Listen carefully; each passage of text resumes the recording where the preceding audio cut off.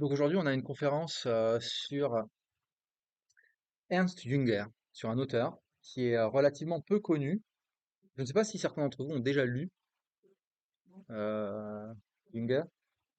Alors, je sais qu'il y a des livres à la bibliothèque de lui. Ouais, oui. Vous l'avez lu ou pas? Ouais, ok, super. Il y en a un autre. Alors, Jünger, bon, je vais dire quelques mots là-dessus bientôt, tout de suite. Mais ce que je voulais dire quand même encore, juste avant de commencer, c'est que c'est pas à proprement parler un philosophe, comme vous avez pu le remarquer si vous avez jeté un coup d'œil. J'y reviendrai à propos de son style d'écriture. C'est assez important, je pense, parce qu'il a écrit aussi des essais. Par exemple, celui-ci, La guerre comme expérience intérieure, sur lequel je me baserai principalement pour cette conférence. Il a des journaux de guerre aussi, il a écrit des ouvrages comme celui-ci, Orage d'acier, qui relate son expérience de soldat, notamment pendant la Première Guerre mondiale. Et puis il a écrit aussi des romans. Mais même quand il écrit des essais, donc plutôt dans une perspective théorique, réflexive, de compréhension des choses et d'analyse, il a une écriture qui n'est pas vraiment conceptuelle, philosophique. Bon, c'est plutôt qu'un philosophe comme on se l'imagine, peut-être à tort, dirait mon camarade qui vient de parler, François. On s'imagine des philosophes dans leur tour d'ivoire, etc. Mais Junger, c'est vraiment plutôt un aventurier. Enfin, on voit qu'il a une fibre ouais, de voyageur, d'aventurier, ouvert à toutes sortes d'expériences, qui le mènent dans le domaine de l'écriture plutôt vers le roman et vers l'essai que vers la conceptualité philosophique telle que on la pratique habituellement dans des traités philosophiques. Bon. Alors, la conférence prend place dans le thème général de la paix de l'année, mais bon, je ferai deux autres conférences sur des auteurs, à savoir Jaurès et Hans Jonas, où il s'agira vraiment spécifiquement de penser les conditions et la manière de faire la paix entre les êtres humains. Mais on s'était dit avec Marco que ce serait bien de commencer la série de conférences par une réflexion, enfin en présentant les réflexions de Ernst Jünger sur l'expérience de la guerre, parce que, à mon avis, ça nous permet de réfléchir, peut-être, vous me direz ce que vous en pensez, sur certaines des raisons profondes qui font peut-être obstacle à la construction de la paix, ou d'une paix durable parmi les nations. Donc, ce que je vais faire dans cette conférence, c'est que je vais présenter les thèses, un petit peu les écrits, certains des écrits de cet auteur, Jünger, non pas comme un modèle à suivre, mais plutôt comme une incitation à réfléchir sur ce qui, dans l'expérience de la guerre, et peut-être dans certaines tendances de la nature humaine elle-même, empêche de construire une paix durable.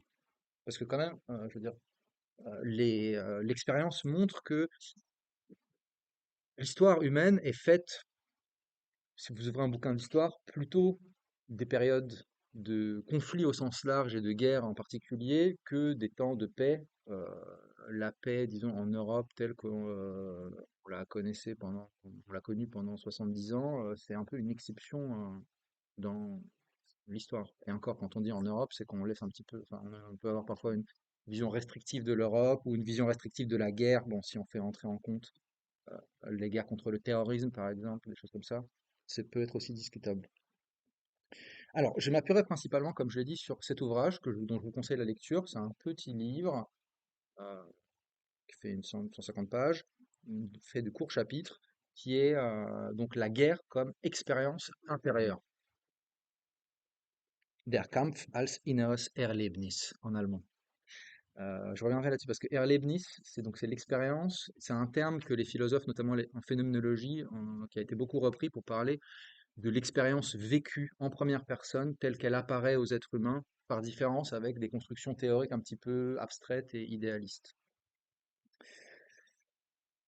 Pour être vraiment honnête, il faut que je mentionne aussi que pour rédiger ma conférence, je me suis appuyé aussi sur le travail d'une collègue, euh, Simone Manon, qui a un blog de philosophie très intéressant où elle a des analyses de Junger. qui sont tout à fait éclairantes et qui permettent de s'orienter dans les ouvrages un peu touffus et dans la grande masse d'écrits de cet auteur qui, euh, qui a quand même vécu de 1895 à 1998. J'ai oublié de donner ces dates, donc c'est 103 ans. Bon, si on aime écrire en 103 ans, bon, on commence pas quand on a 0 ans, mais si on commence à écrire à 20 ans et qu'on écrit jusqu'à la fin de sa vie, ça laisse quand même pas mal de temps pour écrire. Donc, je m'appuierai principalement sur cet ouvrage. Je dis quand même un mot sur les trois autres ouvrages que j'ai apportés ici et qui me semblent intéressants pour ceux qui seraient intéressés après par la lecture. Donc, il y a celui-ci, Orage d'acier, qu'on m'a offert, euh, dont André Gide a dit, je cite, incontestablement le plus beau livre de guerre que j'ai lu. Une bonne pub, ça. Euh, il est très intéressant. Et puis, on a également donc deux romans sur les falaises de marbre qu'on a mentionné tout à l'heure, dont je parlerai un peu.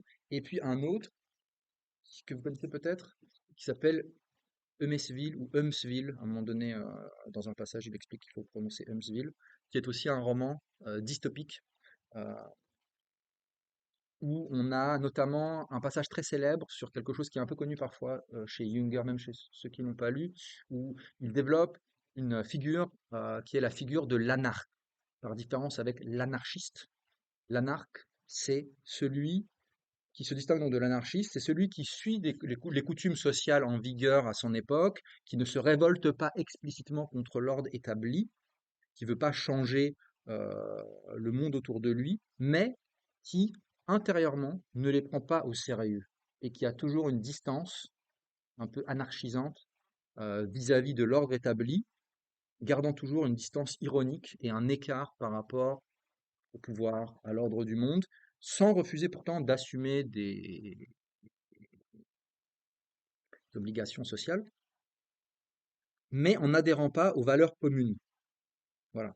Et donc l'anarque, dit Junger, est souvent beaucoup plus gênant pour le pouvoir que l'anarchiste, parce que l'anarchiste, on peut l'identifier, et donc on peut le réprimer pour le pouvoir, alors que l'anarque, on ne peut pas vraiment lui reprocher quoi que ce soit quand il est extrêmement désagréable, parce qu'il n'adhère pas aux valeurs communes et est toujours dans une sorte de distance et de retrait un peu individuel par rapport aux valeurs collectives. Et donc c'est un ouvrage, qui décrit en fait, c'est une dystopie où il imagine une époque et un monde où il y a un État universel qui s'est développé, qui essaye d'étouffer un peu toute liberté individuelle, d'engloutir toute individualité singulière, mais où bah, le personnage principal bah, voilà, évolue là-dedans et essaye de garder une forme de liberté intérieure par rapport à tout ça.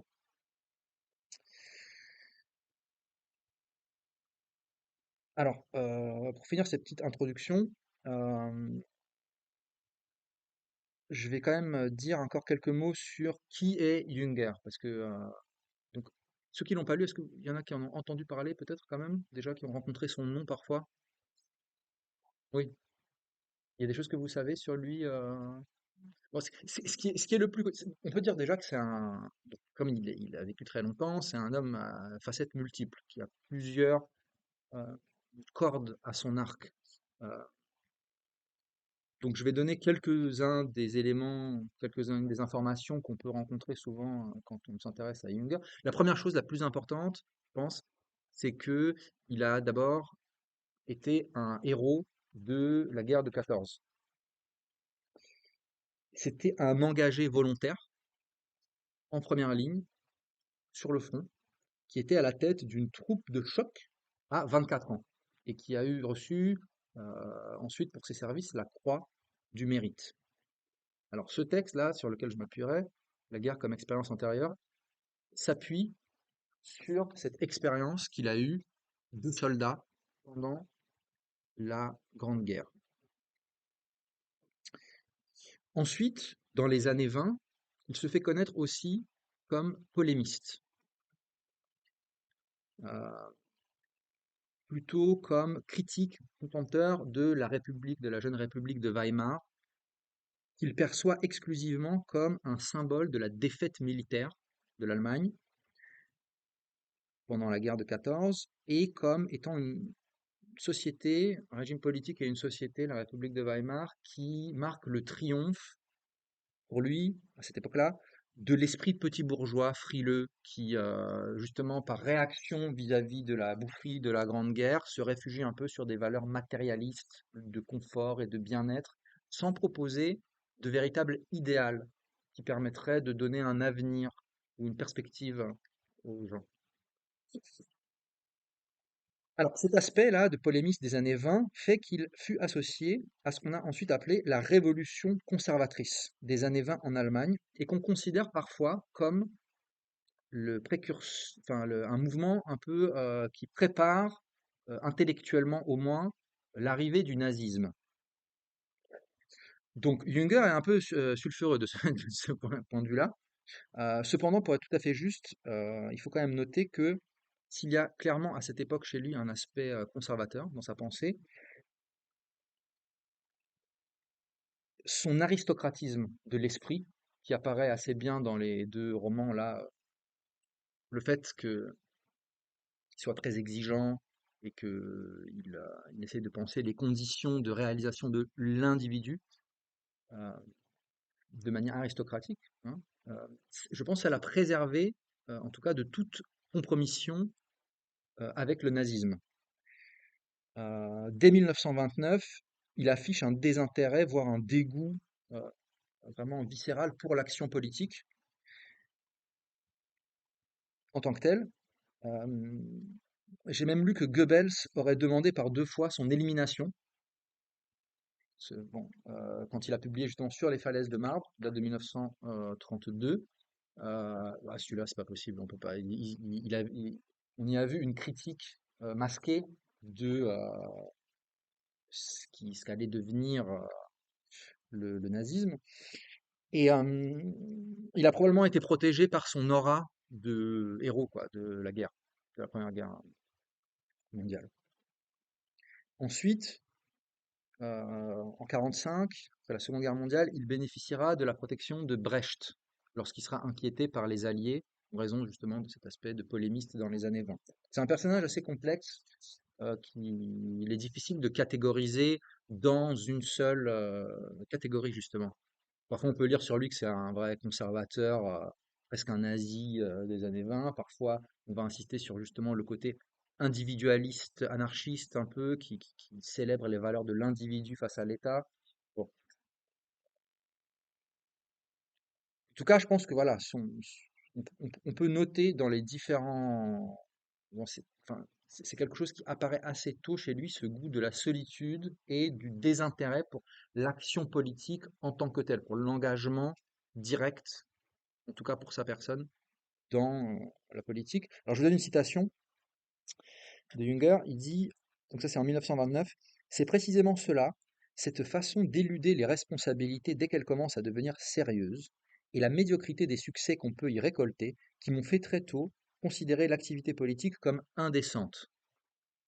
On peut dire, ah, c'est dommage, il faut s'engager en politique. Bon, en même temps, franchement, ça l'a préservé de s'engager dans ce qui était à son époque un mouvement politique mortifère. Je continue la citation. Il faut le faire. On ne peut aujourd'hui œuvrer en société pour le bien de l'Allemagne. Il faut le faire dans la solitude, comme un homme qui ouvre avec une machette une brèche dans la forêt vierge, soutenu par l'unique espoir que quelque part dans les fourrés, d'autres travaillent à la même œuvre. Et plus loin, il finit en disant, nous avons foi dans les hommes de solitude, parce que nous brûlons de connaître une fraternité plus ineffable, un rapport spirituel plus profond que ceux que nous trouvons parmi nous. Donc dire ça en 29, voilà, ça me semble clair. En tout cas, voilà, je pense qu'il y a ce goût profond de la solitude chez lui qui le conduira aussi probablement vers l'écriture ensuite et la méditation plutôt que vers la politique. Donc, héros de la guerre de 14, polémiste des années 20, mais en même temps penseur solitaire. De manière générale, c'est aussi quelqu'un qui peut être caractérisé comme ayant une très grande curiosité envers les expériences multiformes de la vie.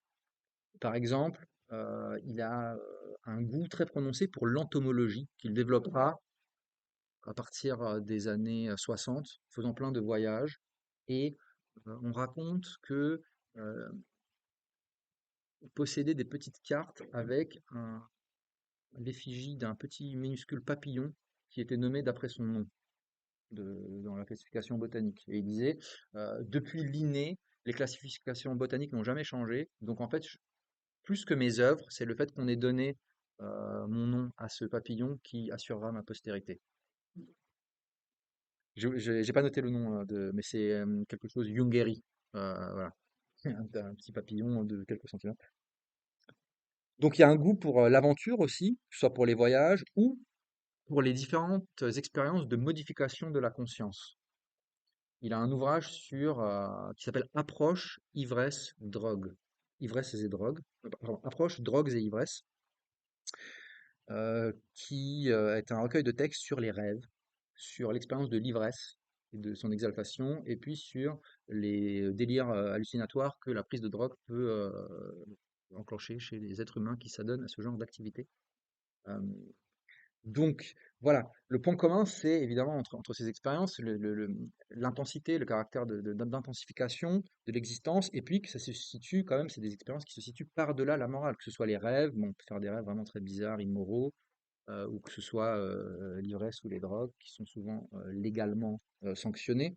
Donc je pense qu'il y a un aspect nietzschéen aussi ici chez Junger, d'essayer de se situer par-delà la morale, ou par-delà le bien et le mal, ou en deçà, enfin voilà, être attentif à la vie dans tout ce qu'elle a de multiforme et dans toutes les expériences possibles, d'abord, plutôt que de se situer d'un point de vue moral et de jugement moral sur l'existence. Et on retrouvera ça dans ses textes sur la guerre, ce qui donne des choses assez étonnantes. Et d'ailleurs, bon, j'espère que ça suscitera le questionnement et des débats et éventuellement des objections. Euh, donc, en tout cas, bon, moi, ce que je vais vous dire, ce sera basé principalement sur ce texte. Après, quand vous lirez, si vous lisez des textes de Junger, si ça vous intéressera, vous trouverez des choses contradictoires, un peu avec ce que j'aurais dit aujourd'hui parfois, parce que ces multiples facettes, donc, se manifestent aussi chez lui par des contradictions qui, euh, ou alors j'ai écrit des contradictions, ou dit plus gentiment, par une évolution de sa pensée, dû probablement. Bon, je pense qu'on peut interpréter ça aussi comme ça. Je veux dire, quand vous commencez à écrire à 20 ans, vous dites pas la même chose que quand vous avez 85 ans. Voilà, c'est normal qu'il y ait une évolution. Mais je pense que c'est plus profond que ça. C'est trop facile de dire ça. Ça tient aussi, à mon avis, au fait que la pensée de Junger n'est pas à proprement parler conceptuelle. On en a parlé un peu tout à l'heure, mais plutôt ce que ma collègue là que j'ai citée tout à l'heure, Madame Simone Manon, appelle une pensée archétypale. Alors, qu'est-ce que c'est que... Je vais essayer de dire quelques mots juste là-dessus pour finir l'introduction, et après je vais présenter plus précisément ce qu'il dit sur la question de la guerre et la paix. Si vous lisez les textes de Junger, vous verrez que très souvent, il fonctionne par description. Description, non pas par présentation de concepts, de définitions claires et distinctes, mais par des descriptions sensibles, d'expériences sensibles, de préférence le plus souvent personnellement vécues, qui se prend lui-même personnellement pour objet de réflexion, et il passe par la question de la sensibilité. Il décrit des expériences sensibles, mais pour essayer, à travers l'expérience sensible, de déceler ce qui s'y manifeste, comme si le monde sensible, les choses qu'on peut percevoir dans nos expériences, n'épuisaient pas l'objet même de notre expérience, comme s'il y avait toujours quelque chose de plus dans l'expérience que ce qui s'y manifeste immédiatement. Alors, il y a un texte où Junger élabore un peu cela, c'est un texte qui s'appelle Type, nom, figure, et dont je vais dire juste un mot, parce que je pense que cette question des archétypes, de la pensée archétypale, ça pourrait faire une conférence à soi tout seul, mais je vais essayer quand même de dire un mot pour essayer d'expliquer ce que c'est. Peut-être le plus simple pour le dire, c'est de dire que chez Junger, il y a une forme de vitalisme, c'est-à-dire l'idée que la vie est une force, une puissance de production d'individus, de type et de figure. Donc la vie humaine, mais aussi la vie au sens général, hein, les plantes, les animaux, tout le mouvement cosmique quoi, de la vie, aboutit à la production d'individus, donc des individus humains, des plantes individuées, des animaux individués, mais aussi de types et de figures, c'est-à-dire, si on prend le cas des êtres vivants, des espèces. Il y a à la fois des individus et des types qui sont produits. Voilà. Euh, alors, à partir de cette distinction, je pense qu'on peut essayer de comprendre ce que c'est qu'une pensée archétypale. Alors, je prends un exemple pour essayer de donner un cas concret qui peut-être éclaire la chose, qui est emprunté à Goethe. Euh, Goethe est connu comme plutôt poète, romancier, mais je ne sais pas si vous savez qu'il a eu aussi une activité, ou en tout cas une réflexion sur les sciences et l'évolution des sciences de son temps. Il a écrit un traité des couleurs, et dans ses célèbres conversations avec Eckermann, il a aussi toutes sortes de réflexions, notamment en botanique, et il a une théorie sur ce qu'il appelle le phénomène originaire à propos des plantes. Euh, alors, une plante, je prends cet exemple emprunté à Goethe, une plante qu'on perçoit, une plante donnée à la perception, une rose par exemple. La perception d'une chose individuelle. Cette rose-là que je vois, que je peux toucher, que je peux sentir devant moi. Mais cette rose individuelle existe en tant que instantiation, manifestation d'une espèce, qui est l'espèce des roses. Ok. Bon. Mais on ne perçoit pas l'espèce, on perçoit la rose individuelle. Alors, la pensée archétypale, c'est quand, non seulement à travers la rose particulière, singulière devant moi, je perçois quelque chose de son essence, de son espèce aussi, mais que à même la rose individuelle se manifeste ce qui est à l'origine de l'espèce elle-même des roses. Vous voyez ce que je veux dire ou pas? Enfin, je sais pas si moi-même je vois exactement ce que je veux dire, mais euh, bon, c'est une expérience un peu, par exemple, on peut penser aux expériences mystiques ou à l'expérience poétique. Les poètes font ça. Bon, là,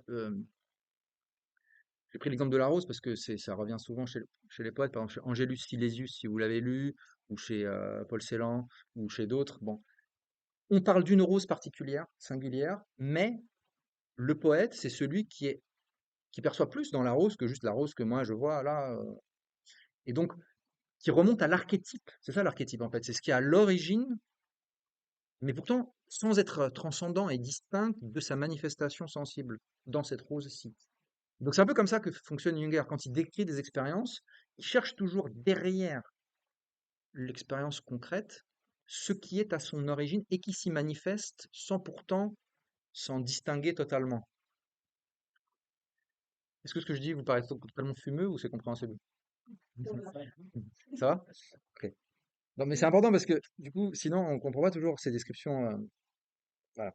Et c'est aussi ce qui fait, bon, vous avez vu, j'ai un peu galéré pour expliquer le truc. Donc ça veut dire que c'est pas une pensée purement conceptuelle où on aurait, bon, des concepts clairs. Ça veut dire à chaque fois qu'on a une expérience sensible, on la décrit, quelque chose d'autre s'y manifeste, mais en même temps ça se manifeste à même l'expérience sensible. Et donc je pense que les contradictions qu'on peut parfois voir chez lui viennent de cette forme de pensée en fait, et cette forme d'écriture qui n'est pas conceptuelle, qui n'est pas purement rationnelle non plus, qu'il compare dans certains textes à une forme de divination poétique. Voilà, il y a des gens comme ça qui, quand ils voient quelque chose, perçoivent plus que ce qu'il y a simplement dans cette chose. Oui. Pendant la Seconde Guerre mondiale, c'est ce qu'il a fait. Pendant la Seconde Guerre mondiale, il était à Paris, euh, enfin il était en France, dans un service administratif. Voilà. Donc il était pas sur le front dans la Seconde Guerre mondiale. Euh,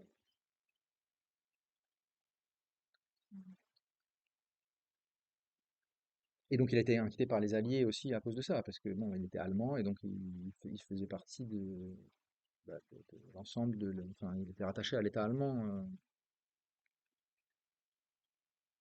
Euh,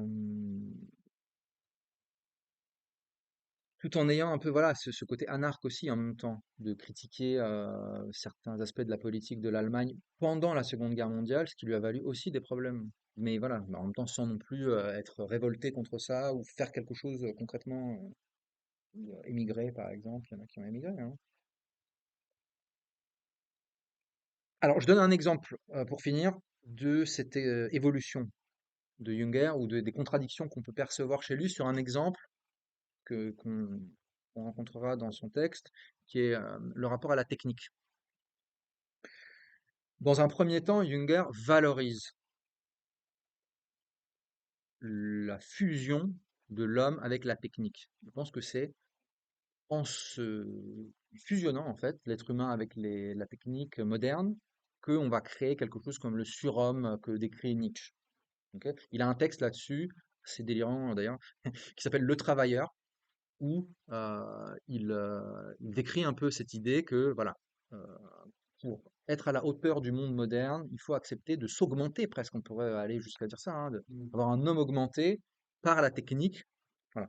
Et que c'est ça qui permettrait de sortir du confort petit bourgeois et de redonner une sorte de vitalité, de continuer l'évolution en fait de l'espèce humaine, de la vie humaine. Et que c'est ça l'avenir de l'humanité. Mais à partir de 1939, il va prendre le contre-pied total de ça. Par exemple, dans Les Falaises de marbre, sur Les Falaises de marbre, là, c'est son roman très beau, euh, très puissant, comme vous avez dit, ouais, je suis d'accord avec ça. Et puis dans Eumesville aussi, on trouve plutôt une critique vraiment diamétralement opposée de la technique, où euh, il y a des très belles descriptions de la technique comme vraiment un raisonnement infini de la nature par une soif de domination, une volonté de puissance démesurée chez les êtres humains, qui ne seraient pas du tout la solution. Comme une sorte de volonté il rattache à ce moment-là la technique plutôt à une volonté de domination que à un salut possible pour l'humanité. Voilà. Et vous trouvez particulièrement ça donc dans ce texte aussi que je vous conseille sur les falaises de marbre, où qui est une fable qui décrit dans une contrée imaginaire, mais avec plein de symboles, en fait, donc toute la topographie est symbolique, qui a probablement, à mon avis, influencé Gracq pour le rivage des Syrtes et d'autres auteurs, à mon avis. Voilà, on est dans une contrée indéterminée, sous l'empire victorieux vraiment des forces de destruction, les forces nihilistes, et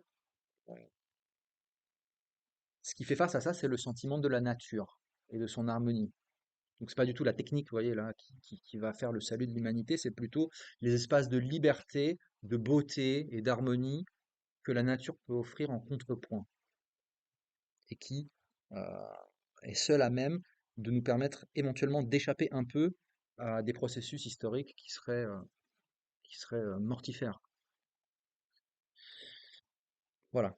Donc, pour finir cette introduction, enfin non, bon, c'est pas vraiment une introduction, j'ai déjà commencé à dire des choses, mais je pense que l'intérêt de la lecture de Junger, c'est vraiment euh, qu'il a, même si certaines des choses qu'il dit sont parfois contradictoires ou qui peuvent être discutables et choquantes, il ouvre en permanence le spectre de la réflexion et de la perception du monde et de l'expérience des choses. C'est ça que sa lecture nous permet d'avoir. C'est pas le but de suivre un gourou, mais d'affûter sa pensée face à la multiplicité des expériences qu'il décrit. Voilà. Alors, j'en viens à la guerre comme expérience intérieure.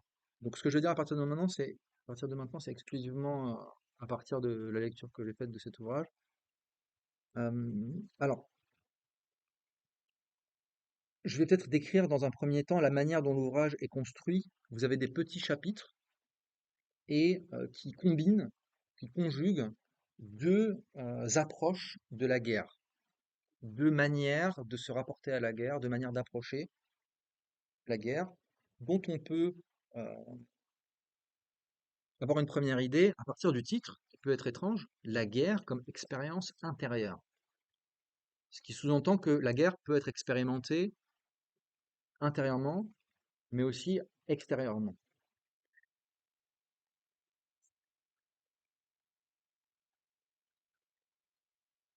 Alors, ça renvoie donc à deux types de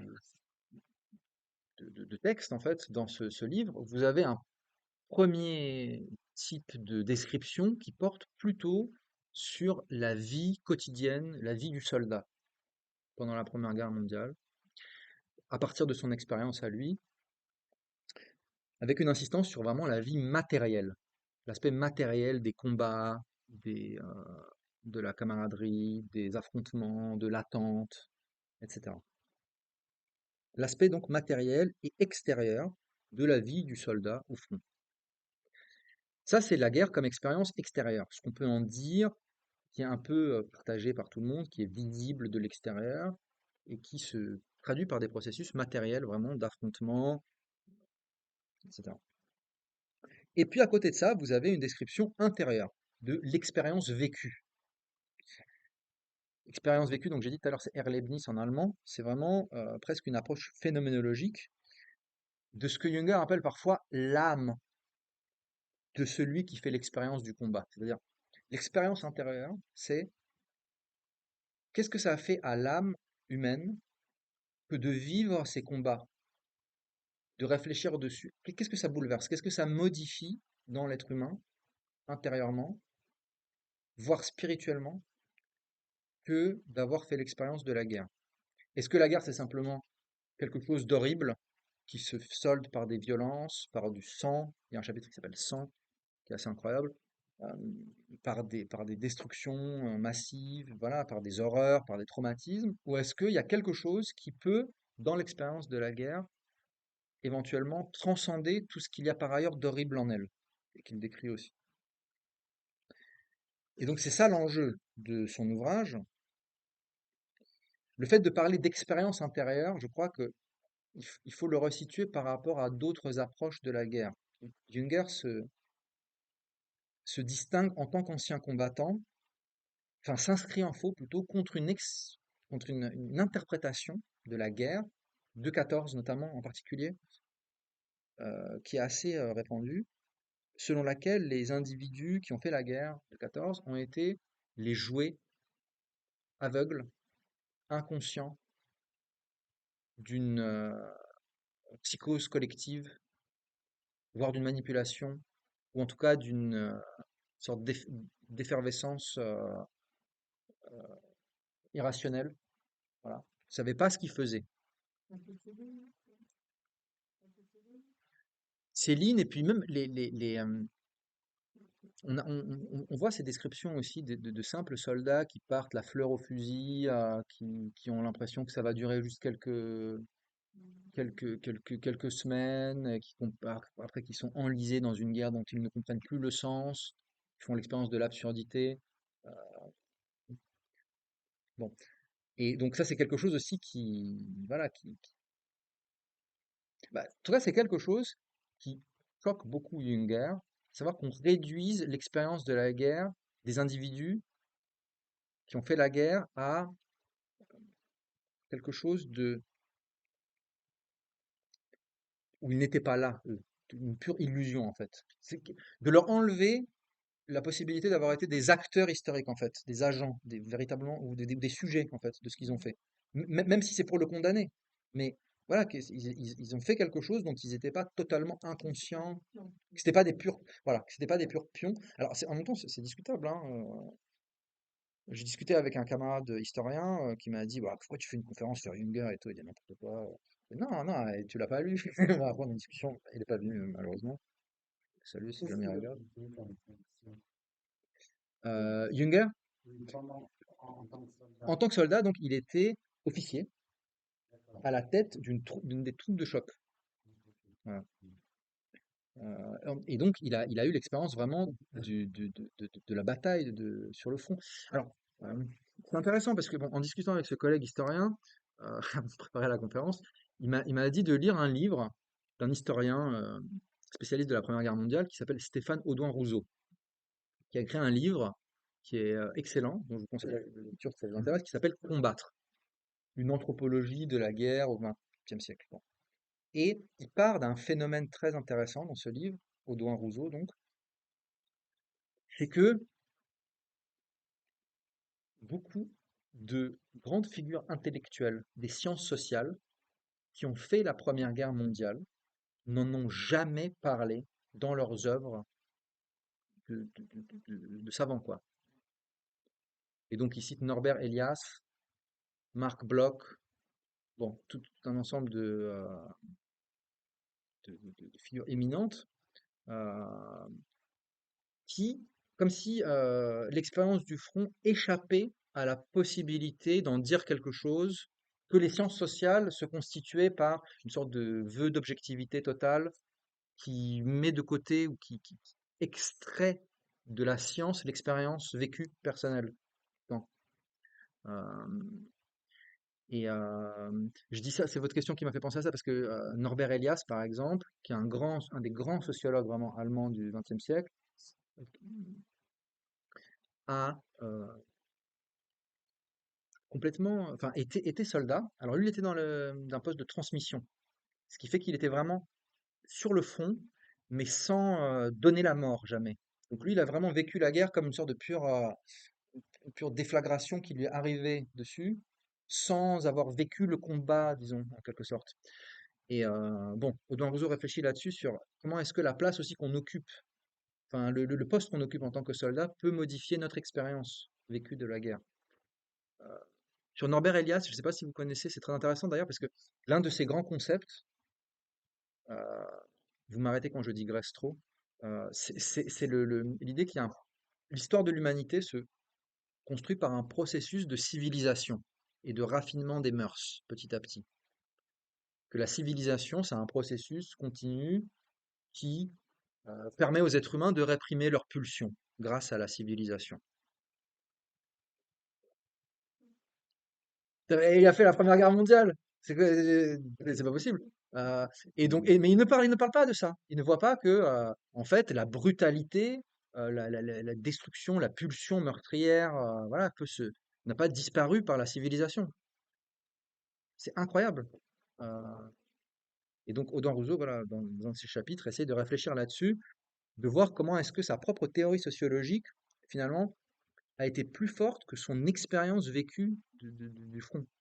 Alors, peut-être aussi c'est parce que il n'a pas vécu lui-même le, le goût de donner la mort, en fait. Ce que décrit Junger. Il décrit des états comme ça, parfois d'extase presque mystique du soldat au milieu du champ de bataille, pas pour en faire l'éloge forcément, hein, mais qui décrit sa propre expérience de manière assez honnête, quoi. En même temps, de dire, voilà, il y a quelque chose d'extraordinaire qui se passe, où le petit moi s'effondre, on est la partie d'un grand tout, on a l'impression qu'on est capable de tout, etc., etc. Et donc, ça, il faut quand même le regarder en face, si on veut réfléchir à la question de la paix aussi, hein. Bon, je referme cette parenthèse, qui n'est pas totalement une parenthèse, mais il me semble intéressant. Oui, oui, je vais décrire, je vais donner des citations plus précises, hein, mais voilà, en tout cas, pour résumer, on peut dire que c'est un des enjeux, je pense, c'est de faire droit au fait que les individus ne sont pas simplement des êtres, des pions inconscients, quoi, d'une psychose collective, mais qu'il faut essayer de voir ce qui s'est vraiment passé, ce qui s'est vraiment joué, sinon on manque quelque chose. Un autre enjeu, c'est qu'il a une approche plus large, euh, disons qu'il a une approche large de la guerre. Certains critiqueront peut-être, parce que il ne voit pas la guerre comme un simple affrontement contingent entre humains, mais comme un phénomène qu'il réinscrit dans un cycle plus vaste, presque à dimension cosmique et métaphysique, et qui révèle une dimension de l'être humain que les temps de paix ont tendance à faire oublier ou à recouvrir. Bon, je dirais il s'inspire notamment de Héraclite, auquel il consacre des passages et dont il s'inspire pour décrire cet aspect, voilà, de la guerre comme pas simplement un petit truc contingent qui arriverait entre les êtres humains, mais comme une manifestation d'une conflictualité au sein même de l'être des choses. Euh, Ce qui ne veut pas dire que Junger procède à une glorification hein, de l'horreur. En tout cas, c'est pas la lecture que j'en fais, mais disons qu'il reconnaît, il reconnaît d'ailleurs que dans le phénomène de la guerre, le bien, le mal sont tout le temps entremêlés, que c'est difficile de distinguer les deux, et donc que le but n'est pas de dire que la guerre, c'est bien et que c'est ça qui révèle toutes les potentialités de l'humanité. Mais c'est de voir que il y a aussi des choses qui s'y révèlent peut-être et qui s'y manifestent, parce que c'est une situation de crise qui fait ressortir justement des figures de l'être humain ou des dimensions de l'homme qui sinon sont euh, cachées, enfouies, recouvertes par la civilisation, là, cher Norbert Elias. Qui émergeait d'un iceberg.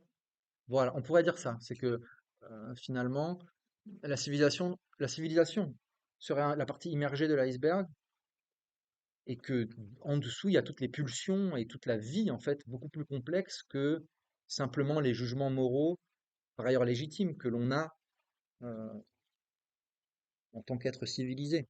Ça correspond vraiment aux questions qu'on se pose dans les études. Bah voilà, oui, c'est pour ça que j'ai trouvé que c'était intéressant, même si bon, euh, c'est- alors après, il a écrit un livre sur sur la paix, qui s'appelle La paix, justement, en 45. Euh, mais disons que là, bon, je pense que c'est dur de réfléchir à la paix sans réfléchir aussi à la guerre. C'est deux pendants vraiment. Donc, il y a des figures de l'homme, voilà, qui se révèlent aussi par la guerre. Sur le dépassement, en fait. On Une se sorte de dépasse. dépassement. Il parle de ça, ouais. Il le thématise sous forme de dépassement, de capacité de se dépasser, de se transcender aussi. Euh, L'expérience de faire voilà, la possibilité de se sacrifier pour des idéaux, voilà, ça révèle qu'il y a plus que le simple intérêt égoïste, individualiste, disons, en l'homme aussi comme ressort. Voilà. Puisque des êtres humains sont prêts à mourir à ce moment-là dans la guerre, que ce soit pour des raisons fumeuses ou pas, mais c'est une potentialité de l'être humain de donner sa vie pour quelque chose d'autre que le simple confort de son existence journalière. C'est quelque chose de très collectif. En même temps, c'est pas Ouais, cette situation. C'est aussi quelque chose qui vient ouais. du collectif. Non. Oui, oui, oui, c'est vrai. Euh, alors c'est très compliqué le rapport au collectif parce qu'il y a un côté anarchisant aussi, justement chez Junger, donc il insiste sur l'expérience individuelle aussi du soldat. C'est C'est un peu paradoxal. paradoxal. En même temps, il y a des descriptions assez étranges d'ailleurs. Je vais lire tout à l'heure un passage euh, où il décrit le collectif de la guerre, mais en englobant l'ennemi. C'est-à-dire il parle d'un corps collectif, un corps collectif, mais quand on le lit, on a l'impression que c'est le corps mystique des chrétiens. Il y a un corps collectif qui est fait des deux armées en fait pendant la bataille. Et donc, j'ai cherché, hein, mais je trouve pas de manifestation de haine ou de xénophobie ou de choses comme ça chez Junger quand il parle des ennemis, bien qu'il décrive la guerre comme vraiment quelque chose qui donne une expérience très forte à l'être humain, peut l'enthousiasmer même. Il a une description enthousiaste, voilà, de certaines batailles. Euh, il a un chapitre qui s'appelle Eros, ou même où c'est érotisant, quoi, de donner la mort ou des choses comme ça. Voilà, des choses comme ça dont il parle. Euh, mais voilà, ça se situe à un plan qui n'est pas celui de simplement la haine de l'autre, enfin qui n'est pas celui de la haine de l'autre ou du rejet de l'ennemi, qu'il englobe dans une expérience, en fait, il, il a des passages aussi où il dit que euh, finalement la guerre, c'est une rencontre entre les, c'est une rencontre réelle entre des individus et entre des nations. Et il dit, bon, c'est un peu provocateur, mais il dit voilà, euh, c'est une rencontre réelle où on éprouve sa valeur, où on éprouve aussi la valeur de son ennemi et qu'on apprend à respecter dans ce qu'il a de valeureux, qui est peut-être plus, peut-être qui nous met plus en contact avec lui que, je sais pas, le doux commerce qui, sans le dire, devient une guerre économique en fait, elle-même horrible, ou la morne indifférence de peuples qui se rencontrent jamais. Certes, ils se font jamais la guerre, mais ils se connaissent pas. On ne sait même pas quelle est la culture des autres. Mais bon, c'est pas grave, on fait pas la guerre, mais on ne connaît même pas l'existence de l'autre. Bon, et donc il dit voilà. Mais Il y a 14, c'est difficile d'avoir une accent de lui, déjà. Et par ailleurs, la guerre de 14 a été particulièrement illustrative de ces contacts interindividuels, Oui, d'un côté du front à l'autre, donc de temps en temps, les gens pactisaient, ouais. parce c'est que une vraie vie. Oui, alors ça, il en parle aussi. Il a un c'est passage assez beau plus sur le, intéressant que la ouais, personne. sur des fraternisations comme ça, Mm. spontanées, hein. Mais bon, je veux pas édulcorer son texte, hein. C'est pas juste de ça qu'il parle. Il parle aussi de la rencontre dans l'affrontement, quand on se donne la mort mutuellement. Mais il y a un Brésilien qui s'appelle Un film? Lieutenant Alexis François. Et Ah, en je connais pas fait, ça. c'est fait par les Brésiliens et donc, les Français qui ont fait la faute. Et dans la nuit, donc il y a un Français qui est en captivité. En fait, je sais pas, même s'il n'a pas une femme ou un Brésilien, ça, il est très soigné, il est bien nourri, il est bien fait. Oui. Alors ça, oui, ça c'est autre chose. Je pense que c'est un peu plus sur des Ouais. Oui, alors, bon, ça me fait penser à des textes d'un anthropologue euh, contemporain qui s'appelle Philippe Descola, qui parle du cannibalisme chez les peuples animistes comme une modalité de rapport à l'autre. Parce que dans les peuples animistes, en fait, le cannibalisme, c'est pas le cannibalisme de survie, hein. C'est pas parce qu'on n'a rien à manger et tout. J'ai encore un élève qui m'a dit ça. Les Indiens, ils mangent les autres parce qu'ils ont rien à bouffer. Non, non, c'est c'est Montaigne ritualisé et qui tout. a commencé à Oui, dire ça. tout à fait. Il faut toujours rendre hommage à Montaigne là-dessus, dans le chapitre des cannibales. Mais, donc, quand on mange, quand on est animiste et qu'on mange quelqu'un, en fait, on incorpore un nouveau point de vue sur le monde.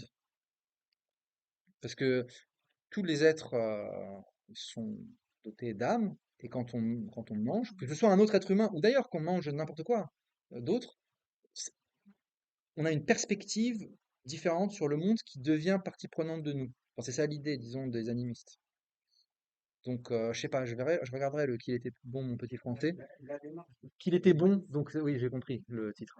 Je viens de comprendre. la démarche du cannibalisme chez les animistes, c'est la volonté de Ouais, s'approprier les c'est peuples ça, c'est des ça, autres. En fait, exactement. il n'y en a pas suffisamment et que Oui. l'autre aurait plus que nous. Mais aussi d'élargir sa perspective. Mm. Il y a ce que les anthropologues appellent un perspectivisme dans l'animisme, c'est-à-dire les peuples animistes pensent que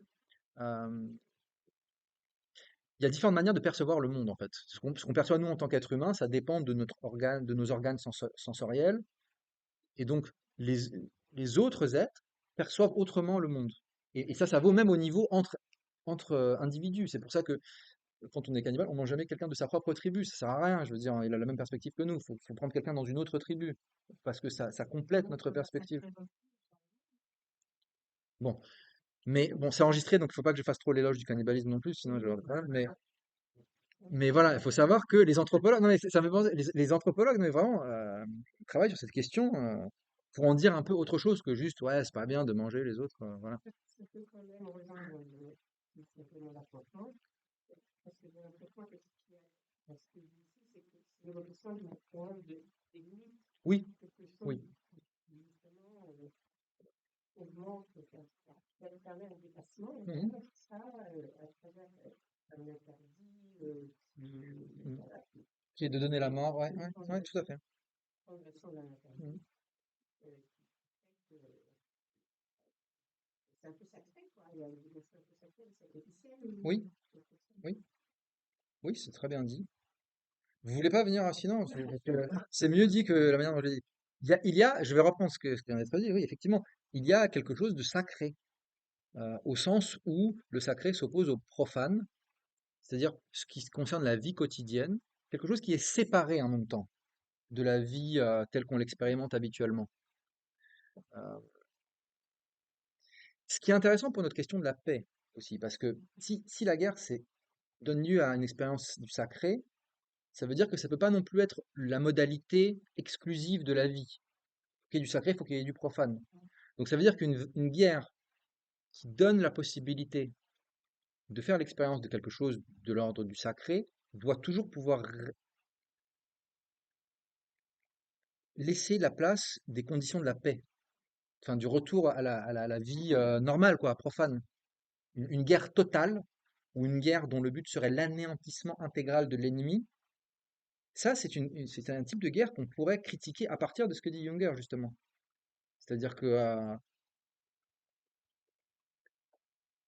c'est c'est une collaboration, la guerre, enfin, pour que ça puisse fonctionner. Et ça veut dire aussi que la paix doit pouvoir être ensuite ménagée. Et c'est peut-être le problème de certaines guerres, c'est qu'elles ne se conçoivent exclusivement que sous la forme de la destruction pure et simple de l'autre, comme l'extermination, comme l'anéantissement des forces ennemies, sans que la possibilité d'une paix ou d'un nouvel équilibre soit possible. Euh, Voilà. Donc justement, voilà, je pense que c'est ça. Il y a quelque chose du sacré, du dépassement des limites, du danger aussi, de la mise en danger, de la, de l'aventure aussi. Voilà, par opposition à la sécurité, au bien-être, au conformisme social.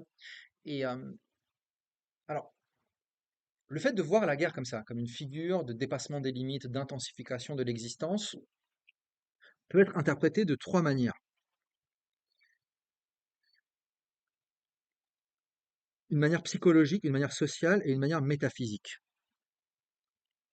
Certains vont insister sur le fait que, sur la psychologie de Junger. Junger dit ça parce que, en fait, c'est un adolescent attardé qui a envie de, voilà, il a une vingtaine d'années et voilà, plutôt que d'être avec papa et maman à la maison, ouais, la guerre, c'est de l'autonomie et l'indépendance, c'est chouette. Bon.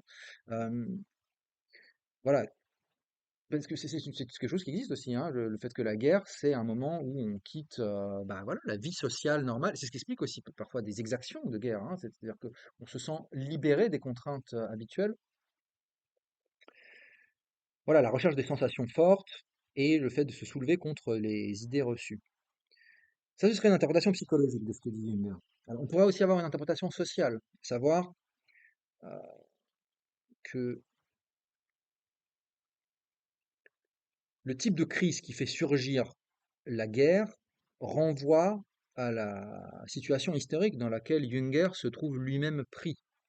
Euh, il y a un moment de l'histoire où l'Allemagne se situe entre deux époques, entre la vieille Europe, dont elle est l'héritière en quelque sorte, intellectuelle et culturelle, et puis les bouleversements, les soubresauts sociopolitiques, populaires, nationaux du début du XXe siècle et du XXe siècle en fait.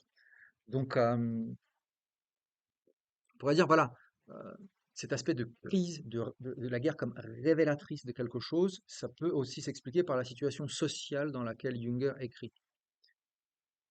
Bon, c'est pas faux, hein, mais à mon avis, il faut faire entrer en compte une troisième dimension qui est la dimension proprement philosophique cette fois, ou métaphysique, d'une approche de la guerre qui essaye, c'est ce dont je vais parler maintenant, de la réinscrire dans une perspective héraclitéenne. Je suis obligé de parler d'Héraclite, je suis désolé, je suis prof de philo, donc il me parle d'Héraclite, je dois en parler. Je dois dire deux mots dessus. Euh, donc le fait de réinscrire la guerre dans une dimension cosmique, sans faire comme si les êtres humains étaient une exception, anthropocentrée, quoi. Voilà. Les êtres humains font la guerre, c'est un truc entre humains. Mais les êtres humains font partie du grand tout, de la nature et du cosmos. Donc ce qui arrive aux humains, peut-être, se rattache à quelque chose de plus global, auquel les êtres humains sont reliés et qui explique leur tendance à la discorde, à la conflictualité. au déséquilibre, et puis à la rupture d'équilibre, et puis au rééquilibrage des choses. Donc, en écrivant son texte, Junger se souvient de ses lectures d'Héraclite, pour qui, je rappelle, parce que peut-être tout le monde n'a pas Héraclite en tête, même si Héraclite, vous pouvez lire en 30 minutes l'œuvre intégrale d'Héraclite, qui est composée de quelques fragments qui nous restent.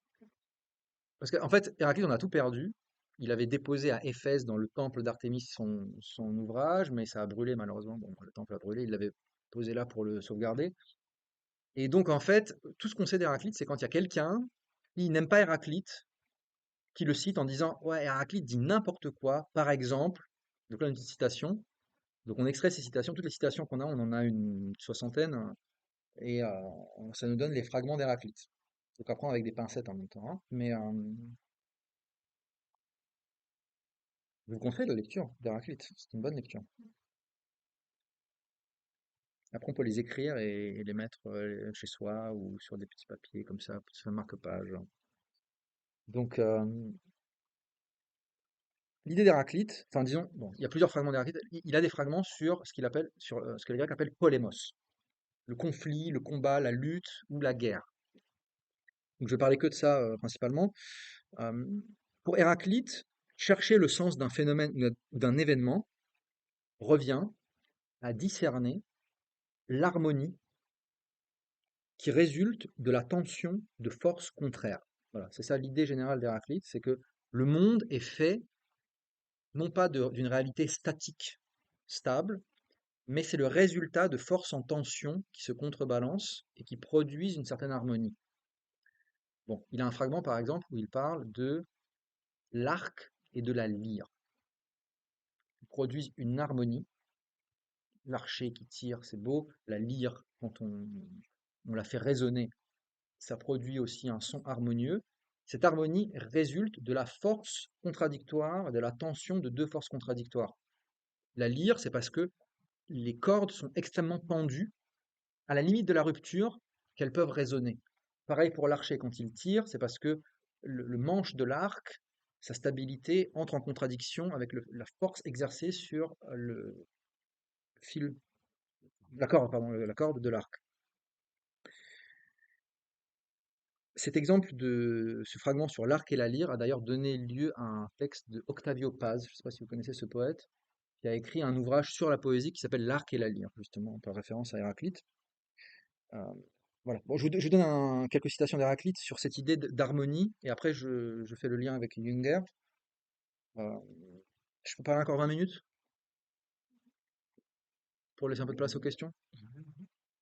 Donc, le fragment 8 dit ceci, chez Héraclite: ce qui est contraire, donc contradictoire, ce qui est contraire est utile. Et c'est de ce qui est en lutte que naît la plus belle harmonie. Tout se fait par discorde. Discord, donc c'est pas le petit truc de chat là d'aujourd'hui, hein. Euh, c'est bizarre d'ailleurs. Vous connaissez cette application là, Discord? Les élèves passent par Discord pour discuter, non? Vous connaissez pas? Ça vous dit rien? Moi je connaissais pas non plus, moi, c'est parce que j'ai des élèves qui fait un, si vous voulez, c'est un site de comme Messenger quoi, où on peut se, voilà. Ça s'appelle Discord. C'est héraclitéen. Voilà. On parle, on par conflit. Je suis pas sûr hein, que ce soit héraclitéen, mais bon. Le fragment 51, donc celui dont j'ai parlé, ils ne comprennent pas comment ce qui lutte avec soi-même peut s'accorder. Mouvement en sens contraire, comme pour l'arc et la lyre. Donc les êtres humains voient souvent l'aspect discorde, de lutte, mais ils ne voient pas l'harmonie qui peut en résulter. Et ça va être ça l'idée, je pense, hein, de Junger, c'est que de la discorde, de la guerre comme expérience extérieure, violente, peut éventuellement, en tout cas, peut résulter une expérience intérieure qui donne une plus grande harmonie à l'être humain qui l'a vécu. Alors Héraclite ensuite a explicitement écrit des fragments qui traitent de la question là de polémos, la guerre, le conflit, le combat, la lutte. Euh, le plus célèbre c'est le fragment 53 où il dit polémos pater panton. Bon, comme vous avez peut-être pas révisé votre grec aujourd'hui, la guerre est le père de toute chose. De quelques-uns, elle a fait des dieux, de quelques-uns, des hommes, des uns des esclaves, des autres des hommes libres.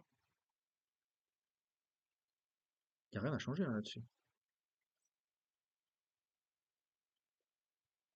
Qu'est-ce qu'il est en train de dire? Il est en train de dire que les dieux ont été faits par la guerre.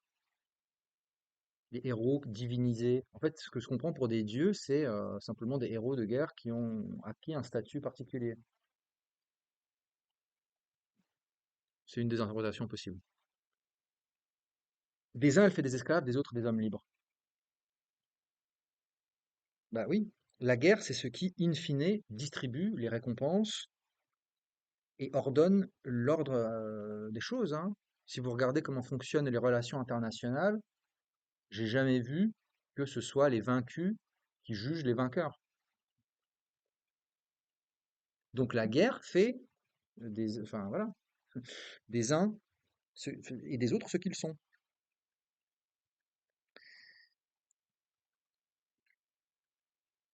Fragment 23. Après j'arrête. Mais c'est joli, non? C'est sympa, Héraclite. C'est pas joli, c'est beau, quand même. C'est bien frappé. On a l'impression que c'est bizarre qu'ils ont gardé vraiment que les citations les plus. Parce qu'il c'était un texte entier, hein. Donc il devait y avoir des petites phrases du type je me suis levé hier et je suis allé sur l'Agora pour voir tous ces imbéciles. Parce que il aimait pas du tout la foule des gens qui vivaient dans la même ville que lui. Et bon, pardon. On parlera d'Héraclite une autre fois en détail. Euh, donc le fragment 23 dit ça. Donc sur cet exemple des contraires qui sont en lutte, etc. S'il n'y avait pas d'injustice, on ignorerait jusqu'au nom de la justice.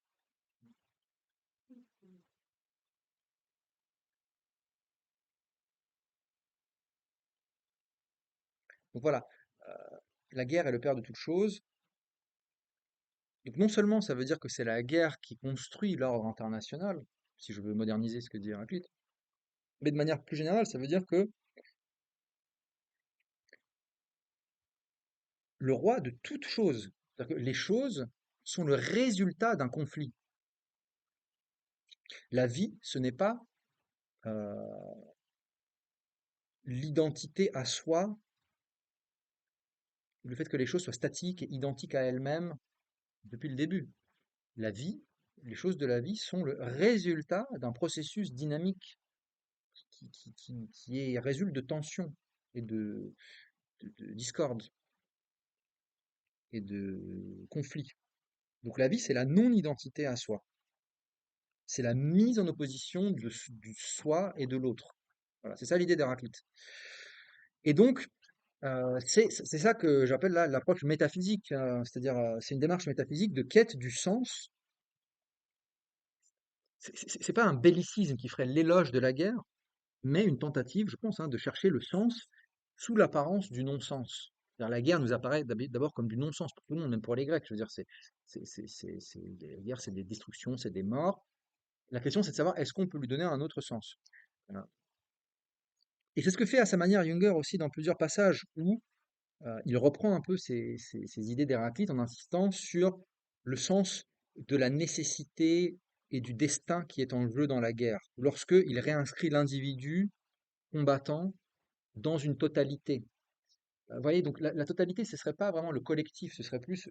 Junger, il passe directement de l'individu au cosmos. Il saute un peu le côté collectif de peur d'être embrigadé dans des idéologies. Euh, voilà. Et donc, je vais quand même donner la citation là dont j'ai parlé tout à l'heure sur le grand corps.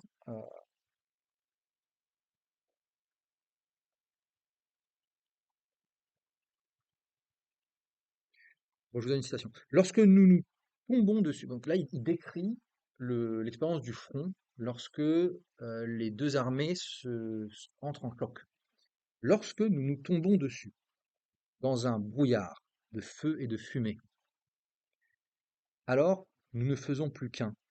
Nous sommes deux parties d'une même force, fondues en un seul et même corps. en un seul et même corps. Voilà une métaphore bien singulière. Qui la comprend dit un grand oui à lui-même et à l'ennemi. Il vit dans le tout et dans les parties du tout. Il peut se figurer un Dieu qui laisse glisser entre ses mains ses fils de toutes les couleurs et sourit de tout son visage. J'ai l'impression que là, il y a une référence aussi au fragment 52 d'Héraclite, où Héraclite dit le temps. Alors non, j'ai pas fini la section, mais la suite du passage que je viens de citer décrit la guerre aussi comme une sorte de jeu presque. On a l'impression qu'il y a quelque chose d'obscène à décrire la guerre comme un jeu. Mais à mon avis, c'est une référence donc à un fragment d'Héraclite que je vous donne, paragraphe 52, qui dit le temps est un enfant qui joue au dé. Le tric-trac. Bon, c'est pas trop bien de quel jeu, c'est un jeu de hasard. Le temps est un enfant qui joue au dé, deux points, royauté d'un enfant. Si on rattache ça à ce que dit Héraclite sur Polémos, à l'idée que le monde, le cosmos, est fait d'une sorte de grand jeu, avec une part de hasard, une part de destin, et quelque chose de ce grand oui là dont il parle, quelque chose d'innocent en même temps. C'est comme la royauté d'un enfant qui joue au dé sans, dans une forme d'innocence du devenir. Bon, donc vous voyez, il y a une approche, bon, un peu mystique aussi de la guerre chez Junger, qui peut, je sais pas, j'aimerais bien savoir ce que vous en pensez après, qui peut poser problème aussi, parce que ça peut minimiser la souffrance de la guerre, mais qui, me semble-t-il, est intéressante en même temps à prendre en compte euh, pour essayer de voir caractère multiforme de la guerre, et aussi du fait que euh, bah, qu'il y ait- c'est un obstacle pour la constitution de la paix. C'est-à-dire, si la guerre donne lieu à ce type d'expérience, ça veut pas dire qu'on va essayer de maintenant le juger, c'est bien ou pas bien, mais ça veut dire que il faut prendre en compte ça s- pour ceux qui veulent réfléchir aux conditions de la paix. Euh, Molière, il croit au destin, il croit au hasard. Bah, c'est un entremêlement des deux, quoi. Ouais. C'est-à-dire que il y a quelque chose dans la guerre qui fait que, voilà, il condamne à la fois le bellicisme, c'est-à-dire le fait que le ressort ultime de la guerre, ce soit la haine de l'autre, mais il condamne aussi le pacifisme, qui pense qu'on peut mettre fin aux guerres. C'est le côté destin, c'est-à-dire le côté destin, c'est que Junger ne croit pas qu'un jour il y aura plus de guerre. Ça veut dire que la guerre c'est bien, ça veut juste dire que ça fait partie de l'ordre des conflits. On pourrait dire que c'est une forme de fatalisme, ouais, puisque ouais, le fatum c'est le destin, hein. Hein. Oui. Alors justement, je voulais dire quelques mots là-dessus sur, Oui, mais c'est pas univoque. mais c'est pas univoque en même temps, c'est-à-dire que oui, en même temps, je vous dis, après il a écrit un ouvrage sur la paix aussi en 45, euh, et puis on pourrait interpréter ces romans comme des descriptions de paix intérieure aussi, hein, pas juste la paix entre les nations, mais aussi la condition d'une paix de l'âme, de l'être humain. Moi, ça me donne pas l'impression qu'il réfléchit avec le lecteur. Il n'impose pas ses idées, mais Ouais. qu'il pense à haute voix un peu. Oui, bah, il- moi je trouve qu'il laisse une assez grande liberté à son lecteur, parce que c'est le revers de son approche non conceptuelle et non argumentative, purement rationnelle. C'est-à-dire que on peut prendre, même les choses avec lesquelles on n'est pas d'accord, on peut les prendre pour les descriptions qu'elles sont, parfois, et entrer en débat avec. Guerre, les rois, enfin, les esclaves. Oui, Héraclite, C'est fragment. gratuit. Ouais. La guerre est le père de toute chose, Voilà. si on traduit Polémos par guerre. Des uns, elle a fait des dieux, des autres, des hommes. Des uns, des esclaves, des autres, des hommes libres. Et là, du coup, les femmes, Euh, alors, c'est la partage. C'est vrai que ça devient trop mal. non, homme, c'est quoi là? J'ai pas pris mon édition d'Héraclite, mais à mon avis, c'est anthropos. C'est homme par rapport en opposition à Dieu. Ah oui, mais vous voulez dire que chez les Grecs, les femmes, Esclave, mais pas. oui, C'est vrai, c'est c'est pas sur l'interprétation du pouvoir, mais sur le fait Oui, que oui, je vois ce que vous voulez dire, si ok. on participe pas à ce jeu Oui, du temps, eh ben, on reste de ses propres ouais. fondés. Bah si, bah justement, ça veut dire que c'est quand même les guerres qui décident du sort des populations, de l'ensemble de la population, pas seulement des combattants. C'est-à-dire que quand, Ça, j'ai dit. bah ouais, non mais je sais pas, prenons un exemple. Quand les Athéniens, pendant la guerre du Péloponnèse, Mm. quand les Athéniens vont à Mélos, Mm. la petite île de Mélos qui veut rester neutre, on dit, bon, nous, c'est vos problèmes là, les Spartiates, les Athéniens, allez-y, hein, mais nous, on veut juste être tranquille sur notre petite île. Les Athéniens disent, vous avez une semaine pour vous rallier à nous ou pour vous rallier à Sparte. Être neutre, c'est pas possible dans cette guerre, vous devez prendre des décisions. Et donc en fait, vous allez venir avec nous, parce que vous êtes plus faible et moins puissant que nous. Et les Méliens disent non, nous on aimerait rester neutre, s'il vous plaît, c'est possible et tout, on veut pas faire la guerre. Et là, ils ont génocidé, ils ont tué l'ensemble de la population des Méliens. Parce que ils ont dit, la justice ne s'exerce qu'entre des égaux. Vous, vous êtes inférieur à nous, donc là, on vous détruit. Et ils ont détruit les hommes, les femmes, les enfants. Et c'est l'origine de tous les discours, de tous les dialogues de Platon sur la question de la justice. C'est ce traumatisme de l'épisode avec les Méliens.